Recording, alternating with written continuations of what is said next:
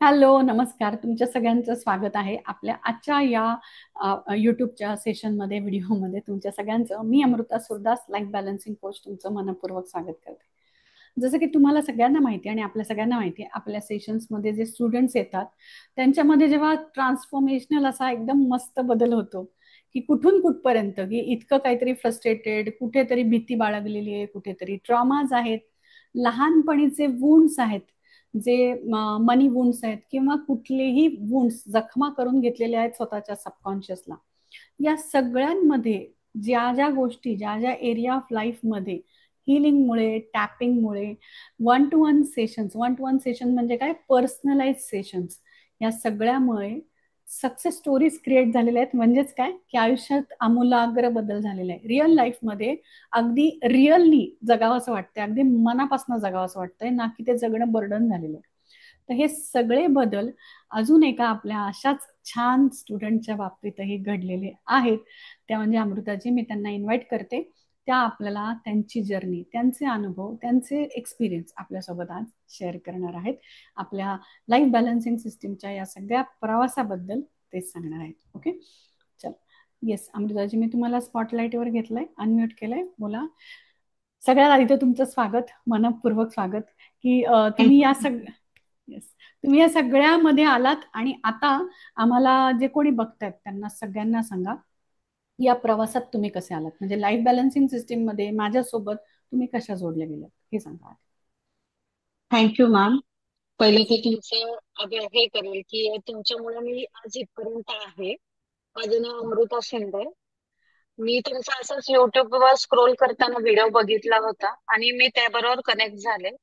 आणि मला असं वाटलं की आपण हे करून बघावं, म्हणून मी मागच्या वर्षी ऑगस्ट मध्ये तुमचं पहिलं हे जे डीएससीचं सेशन बुक येस. केलं. डीएससी घेतलं, मग हळूहळू एक एक एक एक कोर्स मी सगळे केले. आणि डिसेंबर पासून तर आपण आयसीएस ला चालू केलं. ऍक्च्युली मी नोव्हेंबर पासून तसं डीएससी कंटिन्यू चालू केलं होतं. आणि मग मला त्याच्यात माझ्याबद्दल तुमच्याकडून, म्हणजे जे आयसीएच मध्ये घडलं लहानपणापासून, जे काही काही माझ्या मनातले हे होते, ते आपल्याला असं कळत नाहीत की असतातच म्हणून, पण जेव्हा तुमच्या बरोबर वन टू वन झालं तेव्हा ते बाहेर पडले.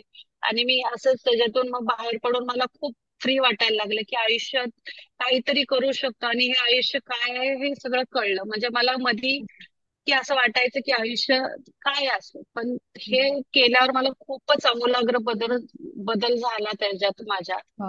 की माझी भीती होती, ट्रॉमाज होते, ते सगळे निघून गेले.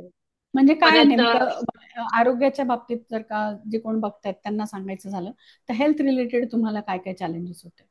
माझं हेल्थ रिलेटेड म्हणजे माझा मणक्याचा पण त्रास होता. तो एकदम, म्हणजे तुम्ही जे माझं हिलिंग केलेलं होतं वन टू वन मध्ये, ते माझे हम्म. खूप प्रमाणात म्हणजे निघूनच गेलेले आहेत. परत पिरियड्स प्रॉब्लेम होता, तो एकदम जागेवर आलेला आहे माझा. हम्म. परत माझ्या मुलांच्या आणि माझ्याबद्दल जे मी जे हे करायचे त्याच्यात, माझा मुलगा 10वी होता ह्या वर्षी, आणि आम्ही आपल्या सोमच्या कार्डच्या द्वारे त्याचं जे हे केलं मी हिलिंग हम्म. आणि सगळं.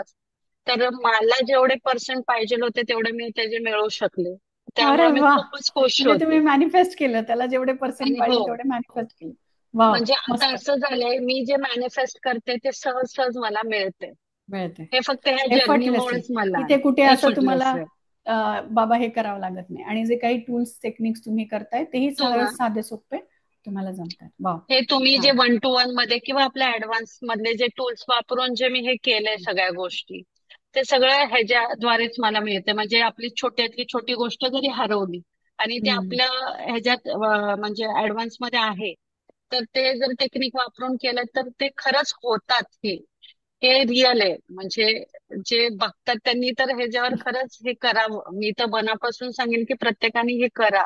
त्याची गरज आहे आपल्याला, कारण की नॅचरल वेनी जेवढं जीवन जगता येईल तेवढं जगावं माणसाने असं. ओके. ते मला सांगा, तुमचं जे भीतीबद्दल तुम्ही म्हटलात, तर असे काय काय भीती होत्या मनामध्ये आणि आता त्या गेल्यात, म्हणजे तुम्ही असं कॉन्फिडेंटली जाऊन येऊ शकता, असं काय काय होतं? माझ्या भीती म्हणजे मला मध्यंतरी की कुठला माणूस नाही आठवला तरी मला तो ट्रॉमा यायचा, किंवा मला लिफ्टचा फोबिया आहे. पण मी आता लिफ्ट मध्ये पण जातीये की वाव. नाही, की हा, मी लिफ्ट मध्ये बसायला खूप घाबरायची किंवा असं नको वाटायचं ते. पण आता मी एकदम सहज सहज त्याच्यातून हे करू शकते. आणि माझं कसं होतं, चॅन्टिंग तर चालूच राहत असतं. त्या येस. चॅन्टिंगने तर खूप होपोनोपोनो. फरक पडतो.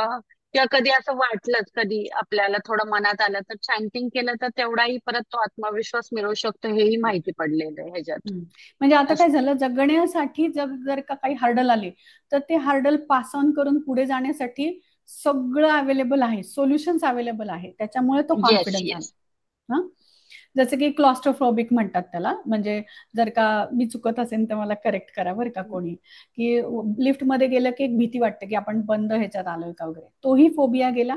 आणि जसं की तुम्ही आता मागे कुठेतरी फिरायला गेला होता, तर तिथेही तुम्हाला चॅलेंजेस येत होते, म्हणजे जेव्हा आधी जात होता, तर त्याच्याबद्दल काय सांगाल?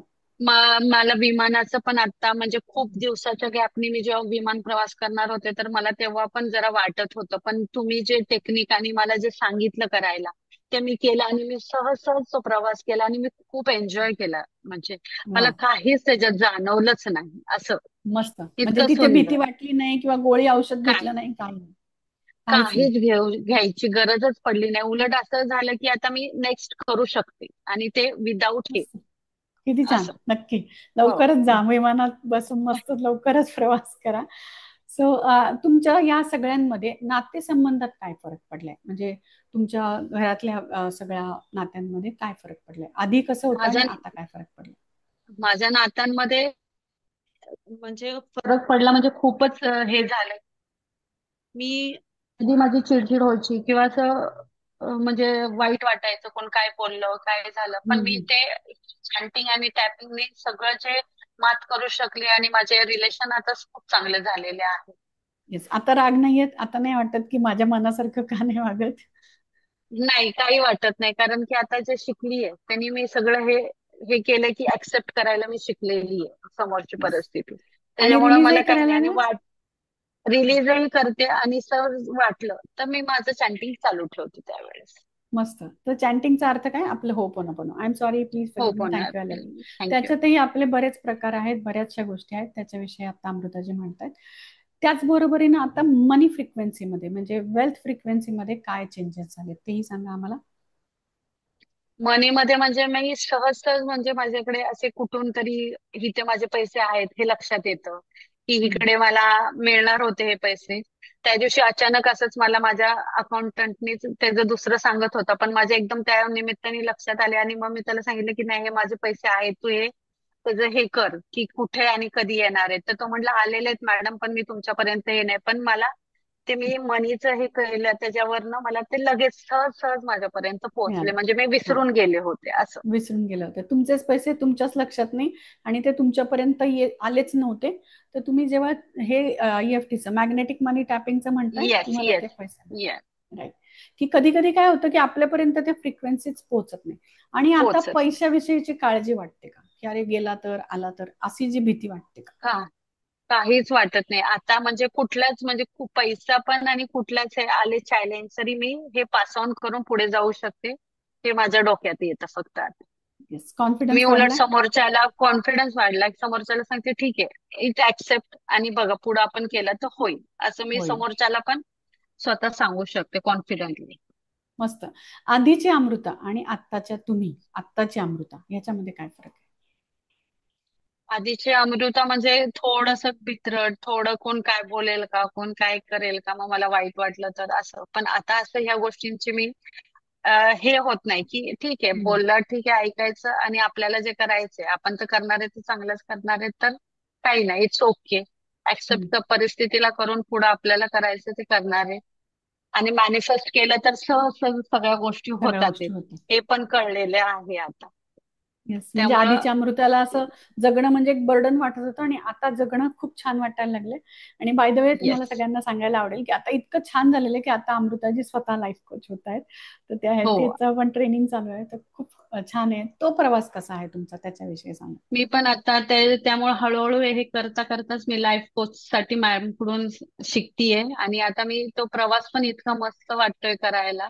आता ते संपत आलेलं आहे आमचं, पण खूप छान. मी म्हणजे जे ह्यांच्या बरोबर राहून जे प्रवास केलाय तो एकदम वेगळा होता. मी दुसऱ्याही मोडॅलिटीज मध्ये शिकलेली पण आहे, पण मला हा प्रवास करताना एक कॉन्फिडन्स माझा बूस्ट होतो. आणि मॅम जे डीएससी मध्ये रोज नवीन एक एक जे सांगतात त्याचा इम्पॅक्ट खरंच आपल्या मनावर होतो आणि काहीतरी वेगळं नवीन शिकायला मिळतं. ग्रेट, मस्त. म्हणजे तुम्ही आता स्वतः हील झालात, स्वतः अपग्रेड झालात आणि आता तुम्ही लोकांना, तुमच्या सगळ्या आजूबाजूच्यांनाही अपग्रेड करण्यासाठी येस. शास्त्रशुद्ध पद्धतीनं तयार आहात. मस्त. तर येस. हा इनर चाइल्ड हिलिंग आणि आपला हा सगळा प्रवास मला तर खूपच छान वाटला. म्हणजे तुमच्यातले बदल मी रेकग्नाइज करते म्हणण्यापेक्षा ऍज अ कोच तर मी रेकग्नाइज केलेच, पण तुमच्या फॅमिली मेंबर्सनी तुम्ही स्वतः ते रेकग्नाइज केले आणि आता जो तुमच्यातला जो बदल आहे त्याच्यासाठी तुम्हाला खूप खूप शुभेच्छा. तर कमेंट्समध्ये कॉंग्रॅच्युलेशन्स लिहायला विसरू नका, कारण की स्वतःचं अपग्रेडेड व्हर्जन करणं ह्या गोष्टीसाठी तर कॉंग्रॅच्युलेशन्स तो बनता आहे. आणि दुसरी गोष्ट म्हणजे हे जे मिळालेलं आहे हे स्वतःपुरतं मर्यादित न ठेवता अनेक लोकांची मदत करणं, हेही आतून जे आलेलं आहे त्याच्यावर त्यांनी ट्रेनिंग घ्यायला सुरुवात केली आहे. आपल्या लाईफ कोच सर्टिफिकेशनच्या त्या मेंबर आहेत आणि लवकरच त्या प्रॉपर लाईफ कोच होणार आहेत. त्याच्यामध्ये ते दुसऱ्यांनाही हील करणार आहेत, दुसऱ्यांचेही ट्रॉमाज फोबियाज रिलीज करणार आहेत. तर ही आयुष्याची एक सुंदर साखळी असं मी म्हणेन, कारण की या सगळ्या गोष्टींना ना कुठलं औषध आहे ना कुठले उपचार आहेत, पण त्या गोष्टी आपल्या आयुष्यात खूप जास्त प्रमाणात चेंजेस करतायत, कुठेतरी भीती तयार करतायत, कुठेतरी फोबियाज आहेत आणि हे मुद्दामून केलेलं नाहीये, अचानक झालेलं आहे. तर हे जे मुद्दामून न करता पण ते आयुष्याला कुठेतरी नकारात्मक करतंय, त्याच्यासाठी सोल्युशन्स अवेलेबल आहेत. त्याच्यासाठी काम करता येऊ शकतं, हील करता येऊ शकतं, रिलीज करता येऊ शकतं आणि आयुष्य छान प्रकारे जगता येऊ शकतं. तर याचं सुंदर आणि जिवंत उदाहरण म्हणजे अमृताजी. तर मी खरंच अमृताजी तुमचं कॉंग्रॅच्युलेशन्स करेन. मस्त. म्हणजे मला ते आठवतं, तुम्ही पहिल्या सेशनला आलेल्या तुम्ही आणि आत्ताचा तुम्ही, असा ड्रास्टिक शिफ्ट आहे. So so proud of you. आणि थँक्यू हे सगळं थँक्यू. सगळ्यांबरोबर शेअर करण्याबद्दल. जे कोणी पहिल्यांदा बघतात त्यांना काय सांगाल की हा लाईफ बॅलन्सिंग सिस्टीमचा प्रवास त्यांनी का करावा आणि कशासाठी करावा? एक आपण आपलं अपग्रेडेड व्हर्जन करू शकतो, की ह्या निमित्ताने आपण काय आहेत, आपल्यामधलं खऱ्या खुबिया काय आहेत त्या बाहेर येऊ शकतात ह्या निमित्ताने. मस्त. मस्त. तुमचं पोटेन्शियल तुम्हाला कळतं आणि जे समाजामुळे स्वतःचा विचार केल्यामुळे जे सतत स्वतःला अंडर एस्टिमेट केले, कमी लेखले, ते खऱ्या अर्थाने तुम्हाला स्वतःला पॉलिश, अगदी हिऱ्यासारखं पॉलिश होऊन नव्यानं आयुष्य जगता येऊ शकतं.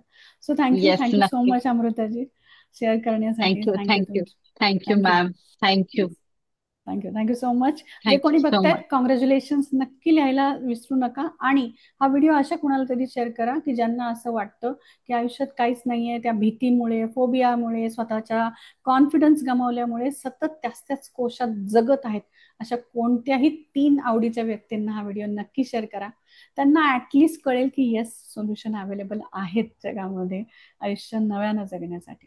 So thank you so much. चलो भेटूया असंच एखाद्या हिलिंग किंवा एखाद्या एक्सपिरियन्स शेअरिंग व्हिडिओ सहित. Bye bye. थँक्यू.